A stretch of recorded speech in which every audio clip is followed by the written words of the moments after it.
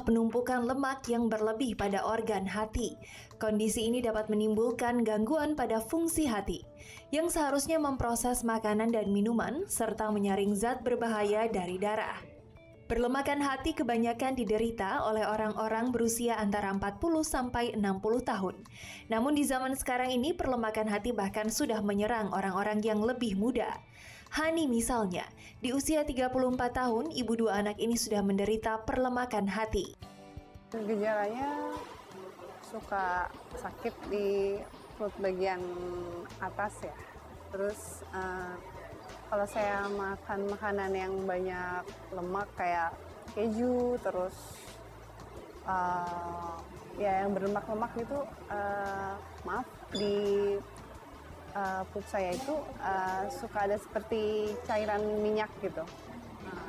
Kemudian itu nggak selalu setiap makan sih, cuman kalau terlalu banyak lemaknya keluar seperti itu.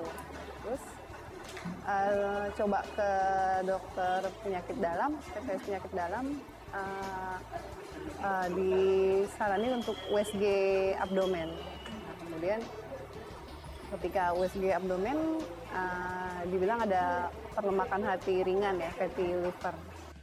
Seseorang dinyatakan mengalami perlemakan hati saat berat organ hati lebih banyak 5-10% dari berat hati normal. Gejala yang lebih jelas muncul saat hati mulai mengalami peradangan. Perlemakan hati terjadi saat tubuh memproduksi lebih banyak lemak, sementara proses pemecahannya di hati tidak cukup cepat, sehingga lemak tertimbun dalam jaringan hati. Penanganan yang utama dalam perlemakan hati adalah mengendalikan atau menangani penyebab penyakit ini. Hindari makanan berlemak ya, kemudian makan sehat, banyak minum air putih, sama ya ada obat dari dokter juga. Setelah menjalani pengobatan selama sebulan, Hani pun merasakan perubahan pada kondisinya. Ia pun berusaha menjaga kesehatan dengan menghindari pantangan-pantangan dari dokter.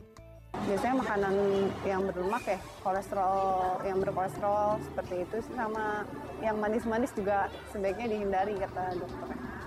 Perlemakan hati bisa juga disebabkan oleh suatu penyakit yang mendasarinya seperti MAH, di mana kemampuan tubuh seseorang dalam mencerna lemak mengalami penurunan. Nah, untuk tahu lebih lengkap mengenai penyakit perlemakan hati ini, mari kita simak pembahasannya dalam Ayo Hidup Sehat. Waduh dok, ini perlemakan hati itu apa dok? Iya, ini sudah ada dokter Irsan Hasan, spesialis penyakit dalam, yang akan membahas mengenai perlemakan hati nih dok ya. Silakan dok. Ya, tadi kita sudah lihat penjelasan mengenai perlemakan hati. Kalau di sana tapi yang kita lihat tulisannya adalah liver. Liver itu artinya hati yang warnanya merah-merah. Perlemakan hati itu per definisi ya, kedokteran adalah kadar lemak di hati lebih dari 5% dari keseluruhan hati. Jadi harusnya lemak di hati itu kurang dari 5%. Kalau lebih dari 5% kita sebut sebagai perlemakan hati. Jadi banyak lemak. Nah, sering diartikan ini liver, terus luarnya kebungkus sama lemak. Enggak, terselubung enggak, lemaknya itu masuk ke dalamnya. Jadi di dalamnya pun ada lemak. Nah, kenapa orang bisa perlemakan hati? Banyak penyebabnya. Satu karena faktor metabolik, karena gangguan pencernaan lemak di tubuh atau di hatinya. Yang kedua bisa karena obat-obatan, bisa karena alkohol.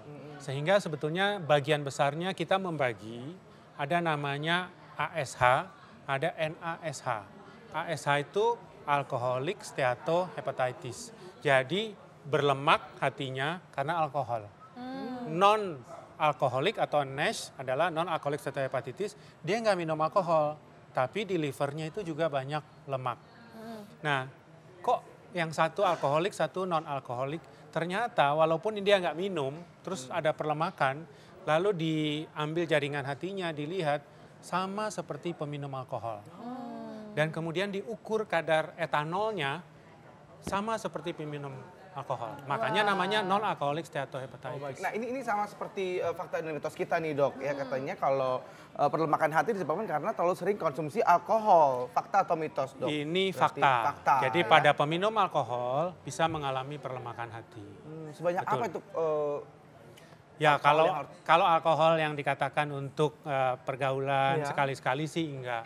Tapi kalau alkohol rutin minum tiap hari, Udah edik gitu ya, ya Dok. ada yang menghitung tuh 7 gram, ada hitungannya setiap hari berlangsung rutin itu akan menjadi perlemakan. Perlemakan. Oh begitu. Oke, nah dok, tapi ini menarik juga nih dok, di VT sebelumnya kita sempat ada yang membahas mengenai sakit mah. Ini ya dok ya, sakit mah katanya bisa ternyata menyebabkan Perlemakan hati. perlemakan hati. Nah sebenarnya itu tidak ada hubungannya apa? Tidak ada hubungannya. Kalau ini saya ditanya fakta atau mitos, saya akan bilang mitos. Mitos ya dok ya. Hati itu unik, jadi sarafnya sedikit, sehingga rasa nyerinya itu hampir tidak ada. Jadi kalau ada nyeri, hati itu kan di daerah kanan atas ya. Kalau ada nyeri, lalu di USG ketemu perlemakan hati, kita harus berpikir dulu nyerinya itu bukan karena perlemakan, mungkin karena faktor lain. Contoh, orang dengan perlemakan hati banyak punya batu di kandung empedu. Jadi dari penelitian, lemak itu selain di hati juga masuk ke empedu terus jadi batu. Jangan-jangan nyerinya karena batu empedu. Jadi nyerinya karena empedu, kebetulan hatinya juga berlemak. Nah, jadi perlemakan hati ini kebanyakan nggak bergejala. Lalu bagaimana kalau saya pengen tahu saya perlemakan atau tidak? Cara paling simpel adalah USG. USG. USG yang buat ibu hamil, lihat anaknya laki atau perempuan, tempelin ke perut sini, lihat warnanya. Kalau warnanya putih, itu perlemakan. Perlemakan hati. Nah, ini dok, saya kan suka makan enak ya dok. Ini Semua fakta. orang juga suka Iya makan betul, ini enak. fakta atau mitos nih dok. Sering makan enak itu memicu perlemakan hati. Fakta atau mitos dok? Saya jawab fakta dulu deh, karena agak susah nih. Ya, oke. Ini susah. Oh, ya, oke, baik, Oke. Dok. Sering makan enak, tapi makan enaknya cuma secuil. Ya. Ya, nggak jadi Betul. perlemakan hati. Iya. Tapi kalau jumlahnya banyak, kalori yang masuknya tinggi, itu yang jadi perlemakan hati. Intinya adalah sering makan enak, berat badannya naik nggak? Kalau berat badannya naik, berarti dia beresiko perlemakan hati. Dia sering makan enak kayak nyicip-nyicip doang, ya berat badannya stabil, mungkin nggak perlemakan hati. Jadi intinya perlemakan hati bukan karena enaknya makannya, tetapi karena jumlah kalori yang masuk. Makan enak kan kalorinya jadi masuknya tinggi, Iya. akhirnya jadi perlemakan. Perlemakan hati. Oke. Aduh, itu dia teman-teman artis ya. Nah, ada George Michael, kemudian juga Melanie Hughes juga David gitu. Cassidy juga. Tapi tadi juga yang menarik, George Michael ini meninggalnya karena serangan jantung ya dok Iya. ya. Dan ternyata memang, tapi juga menderita perlemakan hati. Ini seperti teman baik ya dok Betul. ya. Sebetulnya ada perlemakan hati itu menjadi sinyal bahwa ada sesuatu di jantung. Oh gitu. Ada penelitian yang baru dipublish menarik. Orang dengan perlemakan hati, kematiannya lebih tinggi daripada orang dengan penyakit hati akibat virus.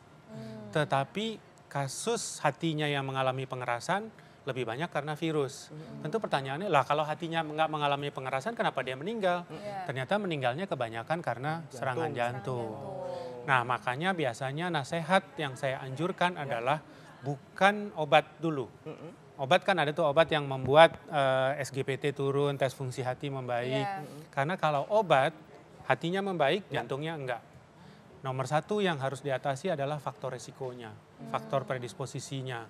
Itu apa tadi? Berat badan, turunin berat badannya, bukan obat dulu. Baik. Iya, nah berarti ini makanan juga ya dok, karena banyak juga nih perlemakan hati, terus orang mikirnya, oh nggak boleh banyak makan lemak gitu. Padahal gimana dok? Nah ini salah kaprah. Karena namanya perlemakan hati, kalau kita lihat ibu tadi juga bilang nggak boleh makan kolesterol berminyak. Tidak. Sebetulnya nomor satu yang harus dihindari adalah makanan yang tinggi karbohidrat. Makanan yang tinggi karbohidrat. Contoh tinggi karbohidrat apa? Nasi, Nasi ya, Dok. gula, yang tadi sudah disebut-sebut oleh Dokter Samuel. Ya. Jadi makanan itu yang harus dikurangi. Jangan sampai salah pengertian, karena perlemakan hati saya nggak makan goreng-gorengan. Tapi nasinya sekarang saya makan satu bakul ya. Tetap aja perlemakan. Nah tandanya pengaturan karbohidratnya udah bagus adalah harusnya berat badannya turun. Oh gitu. Nah ini ada fakta mitos berikutnya. Kalau orang kurus katanya tidak akan alami perlemakan hati. Fakta atau mitos dok? Ini mitos. Mitos. Jadi Kalau orang- dibilang tidak akan. Iya. kita pernah melakukan penelitian di Jakarta. Memang orang perlemakan hati itu kebanyakan gemuk. Ya. Tetapi orang kurus juga bisa perlemakan hati dengan berbagai sebab lain, Ya. bahkan juga karena metabolik. Kan ada orang kurus yang kolesterolnya tinggi, Tinggi. ada orang kurus trigliseridnya tinggi. Jadi mereka bisa juga mengalami perlemakan hati. Ya, mungkin dengan cara hidupnya tadi ya, mungkin Iya, alkohol iya, atau iya. apa juga mungkin bisa menjadi pemicunya ya dok ya. Betul. Sebetulnya kalau kita lihat, nah, kata kuncinya adalah antioksidan. Jadi kalau dilihat mekanisme kenapa sih lemak di hati bisa membuat kerusakan, sebetulnya mekanisme besarnya adalah lemak itu akan menghasilkan apa yang disebut sebagai radikal bebas. Ya. Radikal bebas itu contohnya banyak terkandung di rokok, di udara misalnya dari polusi knalpot dan sebagainya, itu radikal bebas. Zat yang bisa menetralisir radikal bebas adalah antioksidan. Antioksidan itu banyak di buah. Contoh antioksidan itu adalah vitamin A, vitamin C, vitamin E. Sehingga ada ahli yang meneliti pengobatan perlemakan hati itu dengan memberikan vitamin E 800 unit. Jadi hasilnya membaik. Nah, tetapi secara alami sebetulnya kita bisa dapatkan dari buah dan sayur. Nah, jadi kata kuncinya antioksidan. Antioksidan. Bawang putih itu ada Ada antioksidannya. Antioksidannya. Tapi enak atau tidak buktikan sendiri. Nah, betul sekali. Oke dok, nah terakhir nih mungkin ini dok tips dok, Ya. cara pencegahan supaya kita tidak terkena perlemakan hati dan juga kalau sudah terdiagnosis perlemakan hati apa yang harus dilakukan? Sekarang mulai dari pencegahan. Ya. Kita bicarakan tadi perlemakan hati yang non alkoholik, jadi metabolik. Jadi hubungannya biasanya dengan faktor metabolik. Jadi kelebihan kalori dan kelebihan berat badan. Nah, untuk mereka-mereka yang berat badannya masih ideal, jagalah agar berat badannya tidak naik karena itu faktor yang mempengaruhi. Faktor lain diabetes, kolesterol, yaitu nanti dokter yang mengatur supaya diabetesnya terkontrol. Bagaimana caranya supaya saya tahu saya punya perlemakan hati atau tidak? Cara yang paling simpel adalah USG hati. Jadi kalau perut rasanya udah mulai maju-maju, periksa USG. Ikat pinggang yang lubangnya mulai pindah-pindah, periksa USG. Ukuran celana makin nambah dari 30, 32, 34, Ya. USG. Iya. Jadi yang paling sederhana adalah periksa USG hati. Iya. Itu ya. Sorry ya, jangan sakit hati. Kalau pakai sorry lagi dokter. Gak apa-apa dok, itu berarti peringatan buat saya ya. Nah, baik kalau gitu dok, terima kasih banyak dok. Ngambek Terima kasih nih banyak dokter. Enggak, Dok. Enggak ya dok ya.